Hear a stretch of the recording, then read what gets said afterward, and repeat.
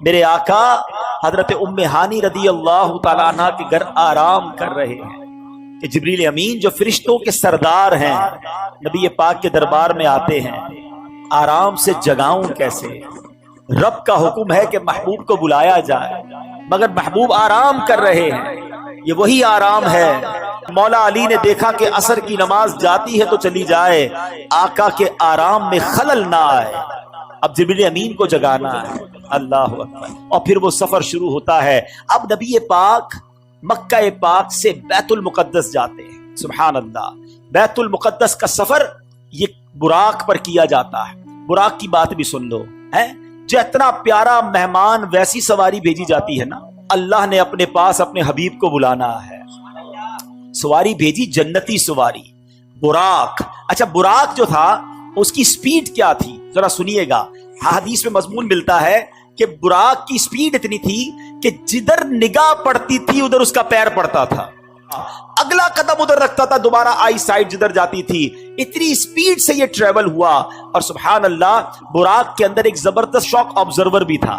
لوگ کہتے ہیں گاڑی وہ اچھی جس میں جھٹکے نہ لگے، ذرا اسموتھ ڈرائیو ہونی چاہیے. دیکھو اللہ نے اپنے حبیب کو بلایا تو کس شان سے بلایا. جب یہ براق اوپر کی طرف جاتا تھا نا آسمان کی طرف تو روایتوں میں لکھا کہ اس کے پچھلے پیر بڑے ہو جاتے تھے. جب یہ اوپر جاتا تھا تو پچھلے پیر بڑے ہو گئے تاکہ اس کی پشت سیدھی رہے، نبی پاک کو سواری میں تکلیف نہ ہو. اچھا جب یہ براق نیچے اترا، اب کوئی گھوڑا نیچے اتر رہا ہے آگے کی طرف ہو جائیں گے پھر ڈیفیکلٹی ہوگی. فرمایا جب نیچے اترا تو اس کے اگلے پیر اونچے ہو جاتے تھے. یہ وہ فلیکسیبلٹی تھی کہ حبیب کو بلایا ہے تو کوئی تکلیف نہ پہنچے. کس شان سے سواری بھیجی گئی. اللہ اکبر. نبی پاک علیہ الصلوۃ والسلام اب پہنچتے ہیں اس جگہ پر جسے ہم بیت المقدس کہتے ہیں. ذرا سوچو تو صحیح کہ کائنات میں ایسی نماز نہ اس سے پہلے ہوئی نہ اس کے بعد ہوگی. جب اس کائنات کے سب سے بہترین افراد یعنی انبیاء کرام کم و بیش 1,24,000 آل ٹوگیدر ونس ٹائم ایک ہی وقت میں وہ بیت المقدس میں موجود ہیں. صفے تیار ہیں، مؤذن فرشتے ہیں، اقامت دینے والے جبریل امین ہیں. اور اب جبریل امین نے عرض کیا حضور اب آپ امامت فرمائیے. امام الانبیاء میرے آقا امامت فرما رہے ہیں. سبحان اللہ. نماز سے میرے آقا فارغ ہوئے. اب آسمان کے سفر کی تیاری ہے. اب سفر آسمان میں وہی براق ہے، وہی بارات ہے، وہی دولہا ہے، وہی باراتی ہے. آن کی آن میں پہلا آسمان آ گیا. یہ پہلا آسمان کتنا دور ہے ذرا غور کیجئے گا. پلک جھپکتے کچھ ہی لمحوں میں نبی پاک پہلے آسمان پر پہنچ گئے.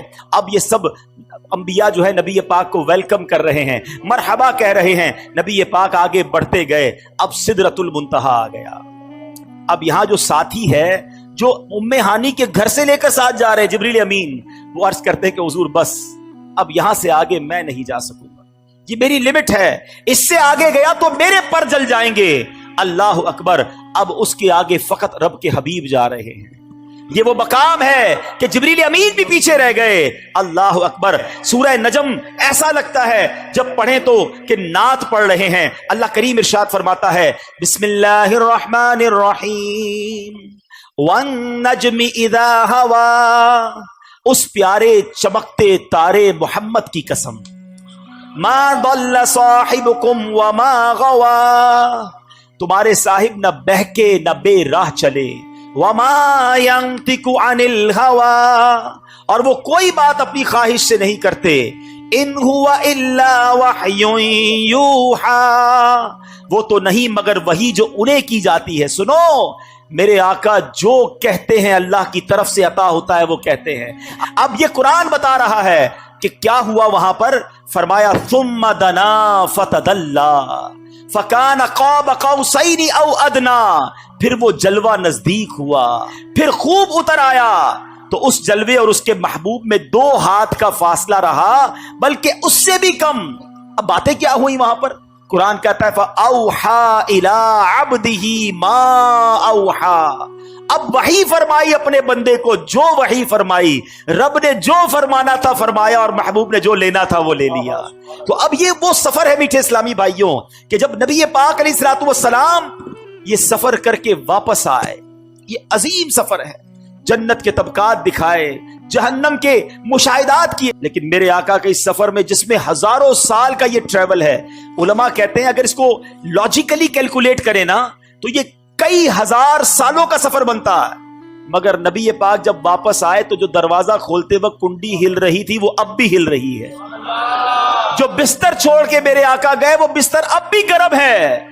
आका ने वुजू किया था, हम वुजू करते जमीन पर पानी बहता है, रावी लिखते नबी पाक आए वो पानी अभी भी बह रहा था।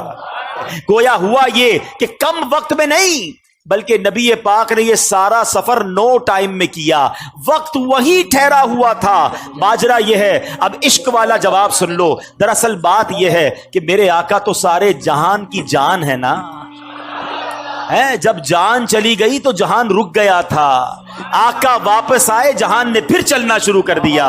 अल्लाह अकबर। नबी पाक तशरीफ लाए और अब सुबह के वक्त मेरे आका ने उम्मे हानी रदी अल्लाह तआला अन्हा को जब ये वाकया सुनाया, आपने कहा मेरे आका मक्के वालों को बताइएगा नहीं, वो मानेंगे नहीं, ये ऐसी बात है ये और आपकी मुखालिफत करेंगे। जरा गौर कीजिए, वो वक्त था जब फकत 40-50 तकरीबन 80-90 के करीब मुसलमान थे, ज्यादा मुसलमान नहीं हुए थे। 11 सने नबवी का वक्त है और मेरे आका ने फरमाया मैंने तो जरूर बताना है। नबी पाक ने मक्के वालों के सामने बताना शुरू किया। अबू जहल बदबख्त कहता है ए मोहम्मद सल्लल्लाहु अलैहि वसल्लम, जो आप मुझे कह रहे हैं मैं अगर मक्के वालों को जमा कर लूं उन्हें भी कहेंगे? कहा बिल्कुल। मक्के वाले जमा कर लिए गए। कहा बताइए आप क्या कह रहे थे? प्यारे आका अलैहिस्सलातु वस्सलाम ने फरमाया कि मैं रात के थोड़े हिस्से में बैतुल मुकद्दस से होकर आया हूं, मैं आसमानों की सैर करके आया हूं। अल्लाह अकबर। मक्के में शोर बच गया। अबू जहल ने नबी पाक की गुस्ताखी करना शुरू की। कहा देखो ये कैसी बात करते हैं। कुफर वाले तो थे ही थे, कुछ ईमान वाले भी तजब्जुब हो गए। जो कमजोर ईमान वाले थे उन पर भी इम्तिहान की घड़ी आ गई। अल्लाह अकबर। जब ये शोर शराबा हुआ तो मक्के वालों ने कहा कि आज मौका अच्छा है अबू बकर सिद्दीक को प्यारे आका से दूर करने का। वो दरवाजे पर गए, कहा अबू बकर तुम जानते हो तुम्हारे नबी क्या कहते हैं? क्या कहते हैं? कहते रात के थोड़े हिस्से में मैं बैतुल मुकद्दस से होकर आ गया हूं। कहा वाकई मेरे आका कहते हैं?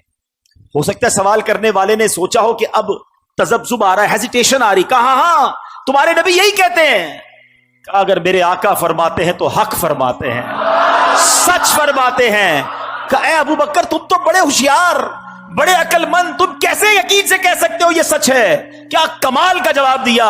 फरमाते मैं तो इससे बड़ी खबरों की तस्दीक करता हूं। जब नबी पाक मुझे आसमान की खबर देते हैं कि जिब्रील आते हैं, कुरान लाते हैं, वही नाजिल होती है, ना जिब्रील को देखा ना कुरान नाजिल होते देखा। मैं नबी पाक की जब उन बातों को मानता हूं तो मैं इसको भी मानता हूं। तो बहरहाल मेरे बीच इस्लामी भाइयों, ये सफर कंप्लीट हुआ। मगर इस सफर में एक और बड़ा कमाल का काम हुआ। नबी पाक अलैहिस्सलातु वस्सलाम को एक तोहफा दिया गया, और वो तोहफा क्या है? नमाज का तोहफा दिया गया। जब मेरे आका वापस आ रहे हैं तो हजरत मूसा अलैहिस्सलातु वस्सलाम से मुलाकात हो। क्या ऐ मोहम्मद सल्लल्लाहु अलैहि वसल्लम रब की बारगाह से क्या लाए हो? प्यारे आका फरमाते हैं कि मुझे 50 नमाजें मेरी उम्मत पर फर्ज की गई है। हजरत मूसा कहते हैं ऐ मोहम्मद सल्लल्लाहु अलैहि वसल्लम अब वापस जाइए, कम करवा कर लाइए। मैंने बनी इसराइल मेरी कौम को देख लिया है, ये 50 नहीं पढ़ सकेंगे। नबी ये पाक फिर जाते हैं, वापस आते हैं, 45 हो जाती है। बताइए 45 हो गई? कहा नहीं और जाइए, ये ज्यादा है, कम करवाइए। फिर जाते हैं, 40 हो जाती है। फिर जाते हैं 30, 35, 30। आप अर्ज करते रहे, प्यारे आका जाते रहे, बार बार नबी ये पाक जा रहे हैं। आखिर 5 हो गई। हजरत मूसा ने तो वहां भी कहा था हुजूर इसको भी कम करवा के लाइए। नबी पाक फरमाते हैं मुझे हया आती अल्लाह की बारगाह से। मगर वहां से इरशाद क्या हुआ? हदीस पाक है कि जब 50 से 5 कर दी गई तो आवाज दी गई ए महबूब हमारी बात नहीं बदलती, आप अलैहिस्सलातु वस्सलाम के लिए इन 5 के बदले में 50 का सवाब है। ए मुसलमानों ये तोहफा मेराज की रात मिला है, तो आज सब नियत कर लें कि आज के बाद हमारी कोई नमाज कज़ा नहीं होगी इंशाअल्लाह। तो अब ये समझने वाली बात है कि ये अहादीस में है। अल्लाह के हबीब फरमा रहे कि मुझे हजरत मूसा ने कहा कि जाइए वापस अर्ज कीजिए। तो इसका मतलब ये हुआ कि अल्लाह के नेक बंदे और अंबिया तो सुभान अल्लाह, अंबिया, सहाबा, औलिया अल्लाह के करम से ये दुनिया से पर्दा फरमाने के बाद भी मदद करते हैं। ये यकीनन हमारा अकीदा है कि जितने ये जो बुजुर्गाने दीन हैं ये मरने के बाद जो भी हेल्प करते हैं ये अल्लाह की अता से करते हैं। یہ ہمیشہ یاد رکھیے، بِإِذْنِ اللَّهِ، اللہ انہیں یہ پاور دیتا ہے اور وہ رب کی عطا سے کسی کی مدد کرتے ہیں۔ ہر نبی، ہر ولی، ہر صحابی وہ محتاج ہے رب کا، رب کسی کا محتاج نہیں ہے۔ تو اگر یہ عقیدہ ہے تو اس میں کوئی پرابلم نہیں ہے اور اس میں کنفیوز ہونے کی بھی ضرورت نہیں ہے۔ سفر معراج کے بعد نبی پاک علیہ الصلوۃ والسلام گھر آئے تو گھر سے باہر جب آئے تو ایک کنیز کو دیکھا جو رو رہی تھی، بیچاری کمزور سی کنیز تھی اور اس کے ہاتھ میں ایک آٹے کا تھیلا تھا۔ نبی پاک نے فرمایا کیوں رو رہی ہو؟ کہتی حضور میں فلاں غیر مسلم کی کنیز ہوں، میرے مالک نے مجھے چکی میں آٹا پسوانے کے لیے بھیجا، میں بیمار ہوں، چل بھی نہیں پاتی ہوں، اب مجھے دیر ہو گئی ہے، مجھے ڈر ہے کہ اب میں یہ آٹا لے کر لیٹ پہنچوں گی نا تو مجھے بہت ڈانٹے گا، مجھے سزا دے گا۔ بیچاری چل بھی نہیں پا رہی تھی۔ اللہ کے حبیب، رب کے حبیب ابھی ابھی معراج سے آئے ہیں، اتنا بڑا شرف پا کر آئے ہیں، مگر نبی پاک نے فرمایا اچھا چلو میں تمہارے ساتھ چلتا ہوں، تمہارے مالک کے پاس تمہاری سفارش کر دوں۔ نبی پاک نے اس کنیز کا آٹے کا تھیلا اٹھا لیا، میرے آقا اس کے گھر پہنچ گئے، دروازہ کھٹکھٹایا۔ وہ نبی پاک علیہ الصلوۃ والسلام کو جب دروازے پر غیر مسلم دیکھتا ہے تو ہکا بکا رہ گیا، جانتا تھا کہ یہ مسلمانوں کے نبی ہیں، تو کہا آپ کیسے تشریف لائے؟ تو فرمایا کہ یہ تمہاری کنیز ہے، پریشان تھی، ڈر رہی تھی تمہارے پاس آنے کے لیے، اس کو معاف کر دو۔ تو بتائیے وہ کیا کہتا ہے، وہ جو غیر مسلم تھا، کہتے ہیں پہلے مجھے بتائیے آپ کو آج رات معراج نصیب ہوئی ہے نا؟ غیر مسلم کہتا ہے اے محمد صلی اللہ تعالی علیہ وسلم آج رات آپ کو معراج نصیب ہوئی ہے؟ نبی پاک نے فرمایا ہاں۔ وہ اندر گیا، واپس آیا، اس کے ہاتھ میں تورات شریف یا انجیل مقدس آسمانی کتاب تھی، اور وہ کہتا ہے یہ دیکھیے اس میں نبی آخر الزمان کی یہ نشانی لکھی ہوئی ہے کہ وہ نبی جو آخری نبی ہوں گے، جب ان کو جس رات معراج ہوگی اس رات کی صبح وہ ایک کنیز کے آٹے کا تھیلا اٹھا کر کسی غیر مسلم کے دروازے پر جائیں گے، حضور آپ میرے دروازے پر آئے ہیں، میں کلمہ پڑھ کر مسلمان ہوتا ہوں۔ سبحان اللہ، یہ اللہ اکبر۔ اب یہ میرے آقا کی شان ہے کہ نبی پاک کی اس معراج کا ذکر اور معراج کے بعد اس عاجزی کا ذکر بھی آسمانی کتابوں میں موجود ہے۔ ابھی بھی اس واقعے کے بعد بھی ہو سکتا ہے کسی کے ذہن میں یہ بات آئے کہ جناب یہ کیسے ممکن ہے، شاید آج سے 50-100 سال بعد سائنس کوئی ٹائم مشین بنا لے گی تو لوگ کہیں گے ہاں یار یہ ممکن تھا۔ نہیں میرے میٹھے اسلامی بھائیوں، عقل کی لمٹ ہوتی ہے، اللہ کی قدرت کی کوئی لمٹ نہیں ہے۔ جو رب کن فرما کر فیکون فرما سکتا ہے، جو اس دنیا اور کائنات کو بنا سکتا ہے، وہ جو چاہے کر سکتا ہے۔ اس نے قرآن میں خود یہ فرمایا ہے ان اللہ علی کل شیء قدیر، وہ خالق ہے، وہ مالک ہے، وہ جو چاہے کر سکتا ہے۔ تو بہرحال اللہ کریم نے ہمارے آقا کو یہ عظیم معجزہ عطا فرمایا۔ اچھا اب نبی پاک کے اس معجزے میں دو کمالات ہیں، کمالات تو بہت سارے ہیں۔ ایک تو یہ کہ پیارے آقا نے یہ لانگ ٹریول کیا اور ٹائم نہیں لگا، ایک یہ کمال ہو گیا، یعنی ٹائم رک گیا۔ دوسرا کمال یہ ہوا کہ نبی پاک نے فیوچر میں ٹریول کر لیا۔ یہ جو نبی پاک نے جنت دیکھی، جہنم کے طبقات دیکھے، یہ سب ہونا ہے، یہ ہوا نہیں ہے۔ قیامت ہوگی، نبی پاک ہی جنت کا دروازہ کھولیں گے، پھر لوگ جنت میں جائیں گے اور جہنم میں جائیں گے جب حساب کتاب ہو جائے گا۔ یعنی ہزاروں سال کے بعد جو ہونا ہے میرے آقا نے وہ بھی جا کر دیکھ لیا۔ یہ بھی نبی پاک کی شان ہے۔ پیارے آقا علیہ الصلوۃ والسلام نے جہنم میں ایسے لوگوں کو دیکھا کہ ان کے پیٹ بڑے بڑے کمروں کی مانند ہیں۔ فرمایا یہ کون ہیں؟ تو بتایا گیا یہ سود کا کام کرنے والے ہیں۔ نبی پاک نے دیکھا کچھ لوگ مردار کھا رہے ہیں۔ فرمایا یہ کون ہیں؟ جبریل امین نے کہا حضور یہ لوگوں کی غیبت کرتے تھے، جو غیبت کرتے ہیں، دوستوں میں بیٹھ کر لگائی بجھائی اس کی برائیاں، خدا کے واسطے نہ کریں گے۔ آگے چلیں، نبی پاک علیہ الصلوۃ والسلام نے دیکھا کہ کچھ عورتوں اور مردوں کو دیکھا جن کو ان کی چھاتی کے ساتھ لٹکایا گیا۔ فرمایا کون ہے یہ؟ کہا کہ حضور یہ منہ پر عیب لگانے والے اور پیٹھ پیچھے برائی کرنے والے۔ اللہ اکبر۔ نبی پاک نے ایسے بھی لوگوں کو دیکھا کہ جن کے ہونٹ پکڑ پکڑ کر گل پھاڑے جا رہے ہیں پھر وہ ٹھیک ہو جاتے ہیں۔ عرض کیا کہ جھوٹ بولنے والے۔ ایسے لوگوں کو دیکھا کہ جن کے سر کچلے جا رہے ہیں پھر ٹھیک ہو جاتے ہیں، پھر بڑے پتھر سے کچلے جاتے ہیں۔ فرمایا کون ہے یہ؟ کہا حضور نماز کے وقت ان کے سر بوجھل ہو جاتے تھے۔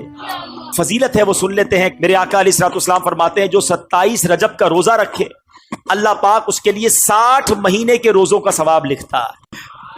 حضرت سلمان فارسی رضی اللہ تعالیٰ عنہ روایت کرتے ہیں کہ پیارے آقا علیہ الصلوۃ والسلام نے ارشاد فرمایا رجب میں ایک دن اور رات ہے، جو اس دن کا روزہ رکھے اور رات को इबादत करे तो गोया उसने 100 साल के रोजे रखे और 100 साल शब बेदारी की। और ये रजब की 27 तारीख है। हदीस पाक में है कि रजब में एक रात है कि इसमें नेक अमल करने वाले को 100 साल की नेकियों का सवाब मिलता है। वो रजब की 27वीं रात है जो इस रात में 12 रकात पढ़े और हर रकत में सूरह फातिहा और उसके बाद कोई भी सूरत मिला ले और हर 2 रकात पर अत्तहियात पढ़े और पूरी 12 रकत पढ़ने के बाद सलाम फेरे, यानी एक ही सलाम से पढ़नी है 12 रकतें, हर 2 रकत बाद अत्तहियात पढ़ के फिर खड़े हो जाएं। सूरह फातिहा के साथ कोई भी सूरत मिला ले, बेहतर है 3-3 बार सूरह इखलास पढ़ लें, ठीक है। अब जब 12 रकतें पूरी हो जाएं तो फिर आपने 3 तस्बीहां पढ़नी है। 100 बार क्या पढ़ना है? सुब्हानल्लाहि वल्हम्दुलिल्लाहि वला इलाहा इल्लल्लाहु वल्लाहु अकबर, ये 100 बार पढ़ें। फिर 100 बार इस्तिगफार पढ़ लें, अस्तगफिरुल्लाह, और फिर 100 बार दुरूद पाक पढ़ लें। जब ये वजीफा कंप्लीट हो जाए तो नबी पाक फरमाते हैं अपनी दुनिया और आखिरत के लिए जिस चीज के बारे में दुआ मांगेगा और सुबह को रोजा रखेगा, अल्लाह पाक उसकी सब दुआएं कबूल फरमाएगा सिवाय उस दुआ के जो गुनाह के लिए हो। अल्लाह पाक हम सबको अमल करने की तौफीक अता फरमाए, आमीन।